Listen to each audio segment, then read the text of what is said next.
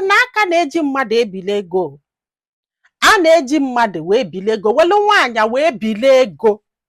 Akụkọ ọnụnwa nna agwa unu maka ya, nwanne ya nwoke welie wee bili ego. Onye bịara igbu ya ụgwọ ego obuolie bịara. O welu nwanne ya nwaanyị maka na ọ bụrụ ofu nna mụrụ ha wee bili ego. Ike gwụrụ.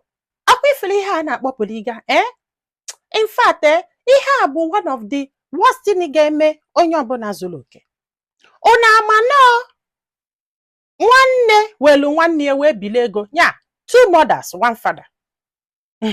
Chai, hapụ this girl ọtaba afụfụ to the point na di ekpọbalụ ntụkọkata welu rod ido n'isi ka ọ kụgbuo onye ka ọ nwụrụ. This girl anwụsịgo.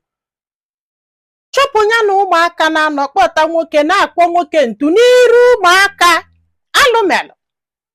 Alụmelụ ụmụnne m. Chai, ụfọdụ na-afụsi anya o. Ụfọdụ na-afụsi anya, ndị afụrụ ihe na-asị ihe ha fụrụ. Marriage bụ gọngọị, ịmara ife a na-akpọ chai, mana ebube gị nọlụ welu maka ụmụaka nọlụ. Ọ bụrụ na ị nwụrụ, ụmụaka afọ iji maka ya wee nọlụ, ka ebe fa ga-anọ, kedu ife a ga-eme ha? Ntu ka a ga-akpọ ha n'isi, maka na enwere ike na-asọ gị anya. Abụzalụ na ịnwụ anwụọ, n'obe ka ị kpọdola ụmụ gị in the name na ị na-anụ di. Nwoke sị gị na ya chọrọzi na nwoke ibie ka ala ka ị nọlụ na ị na-anụ di, maka na ndị bụ na enwere ife. Your poor mother ị nọlụ ebe afọ ị nwụrụ, akụchie gị your poor mother ma nọlụ ndụ. Ụmụaka afọ ị na-ebela akwa ha wee fụzie nke ya ebido na eluo na Z na afụfụ ha ga-ata n'ụwa.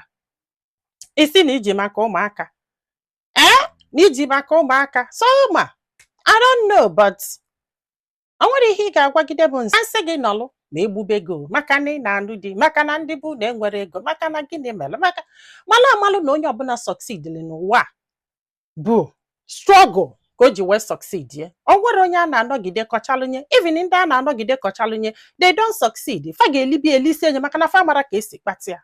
Ị na-aghọta ebe na-eje? Your life is better than any other thing in this world, whatever it is. Your life, because if you are alive, you'll be able to see what it is you're talking about. But how would you know? How would you even imagine? How would you know ebefa endel? How would you know the kind of afufikele ha? Abona na fuzo na mmụọ, mkpafuka ị ga-ebe nke ba alele. Nya ibegide alele.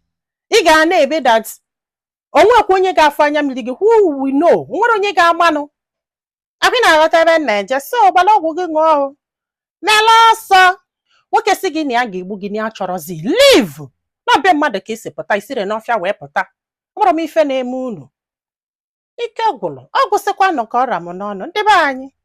Daalụ ka ọ dị n'ụbọchị ọzọ.